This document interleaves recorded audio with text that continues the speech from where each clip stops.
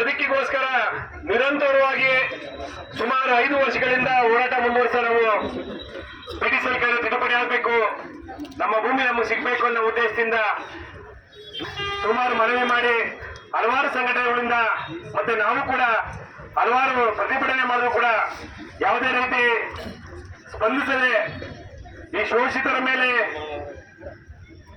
ದೌರ್ಜನ್ಯ ಮಾಡುತ್ತಾ ಯಾವುದೇ ಸೌಲಭ್ಯಗಳ ಎಲ್ಲಾ ಯೋಜನೆಗಳನ್ನು ಕಡಿತಗೊಳಿಸಿ ಬ್ರಿಟಿಷ್ ಕಾಯ್ದೆ ವಿಚಾರದಲ್ಲೂ ಅಷ್ಟೇ ನಮ್ಮ ಭೂಮಿಗಳನ್ನ ಉದ್ದೇಶಪೂರ್ವವಾಗಿ ಕಿತ್ಕೊಂಡು ನಮ್ಮನ್ನ ಬೀದಿ ಪಾಲ್ ಸೋತಿ ಇವತ್ತು ಮನೆ ಕೂತ್ಕೊಂಡು ಇವಾಗ ಹೋದವಾರ ಬಂದು ಕೂಡ ಅವರು ಕೂಡ ಇದೆ ಫ್ರೀಡಂ ಪಾರ್ಕ್ ಹೋರಾಟ ಮಾಡಿ ನ್ಯಾಯ ಬೇಕಂತ ಹೋರಾಟ ಮಾಡಿ ಮನೆಗೆ ಹೋಗಿದ್ದಾರೆ.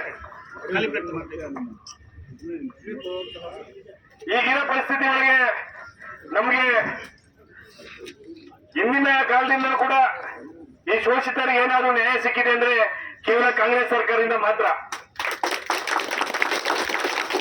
ಇಂದಿರಾ ಗಾಂಧಿ ಅವರ ಕಾಲದಿಂದಲೂ ಅಷ್ಟೇ, ನೆಹರು ಕಾಲದಿಂದ ಹಿಡಿದು ಕೂಡ ಇಲ್ಲಿವರೆಗೂ ಏನಾದರೂ ನಾವು ಶೋಷಿತರಾಗಿ ಭದ್ರತೆ ಸಿಕ್ಕಿದೆ ಅಂದ್ರೆ ಅದು ಕೇವಲ ನಮ್ಮ ಕಾಂಗ್ರೆಸ್ ಸರ್ಕಾರದಿಂದ ಮಾತ್ರ ಆಗಿದೆ.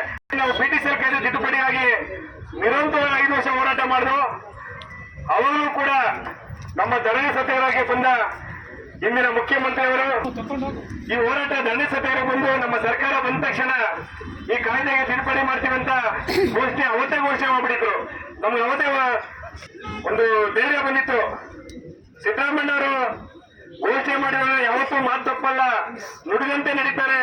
ಈ ಶೋಷಿತರ ಬದುಕಿಗೋಸ್ಕರ ನ್ಯಾಯ ಕೊಟ್ಟೇ ಕೊಡ್ತಾರೆ. ಅವತ್ತೇ ಕೂಡ ನಾವು ಡಿಸೈಡ್ ಆದ್ರೂ ಕೂಡ ಈ ಬಿಜೆಪಿ ಸರ್ಕಾರನ ಮನೆ ಕಳಿಸ್ಬೇಕನ್ನೋ ಉದ್ದೇಶಕ್ಕೆ ನಾವೆಲ್ಲ ಚುನಾವಣೆ ಸಮಯದಲ್ಲೂ ಕೂಡ ಹೋರಾಟ ಮುಂದುವರಿಸಿದ್ದು. ನಾವು ಅವತ್ತು ಟೆಂಟ್ ಕಿತ್ತಿದ್ರೆ ಈ ಬಿಜೆಪಿ ಸರ್ಕಾರದ ಬಣ್ಣದ ಮಾತುಗಳು ಯಾರಿಗೂ ಅರ್ಥ ಆಗ್ತಿರ್ಲಿಲ್ಲ. ನಮ್ಮ ಭೂಮಿ ವಂಚಿತರು ಮುಂದುವರಿಸಿಕೊಂಡು ಕೂಡ ನಾವು ಹಲವಾರು ಜಿಲ್ಲೆಗಳಲ್ಲಿ ನಮ್ಮ ಹಿರಿಯ ಮುಖಂಡರುಗಳು ಹೋರಾಟ ಏನು ಚುನಾವಣಾ ಪ್ರಣಾಳಿಕೆಗಳಲ್ಲಿ ಏನು ಘೋಷಣೆ ಮಾಡ್ತಾ ಕಾಂಗ್ರೆಸ್ ಪಕ್ಷದ ಪರವಾಗಿ